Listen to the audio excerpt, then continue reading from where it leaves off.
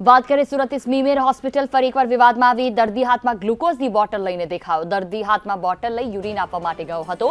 વિડીયોમાં દર્દી અને નર્સ વાત કરતા નજરે પડ્યા। યુરિનનું સેમ્પલ જલ્દી લાવો કહેતી નજરે પડી નર્સ। વિડીયો સોશિયલ મીડિયામાં વાયરલ થયો છે। એસએમસી સંચાલિત સ્મીમેર હોસ્પિટલ ફરી એકવાર વિવાદમાં।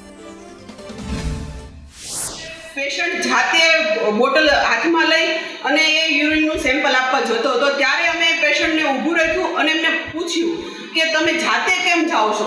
ત્યારે પેશન્ટ પાસેથી જાણવા મળ્યું કે જે તે વોર્ડમાં હું એડમિટ છું એ વોર્ડમાંથી મને નર્સ દ્વારા એવું કહેવામાં આવ્યું છે કે તમે તત્કાલીન આ બ્લડ સેમ્પલ તમે યુરિનના સેમ્પલ તમે પહોંચાડો। ત્યારે એ પેશન્ટ તાત્કાલિક એ આપવા જતું હતું ત્યાં આ પેશન્ટને રસ્તામાં કાંઈ થઈ જાય કે કાંઈ પણ થાય અને તો આની જવાબદારી કોણ લેશે।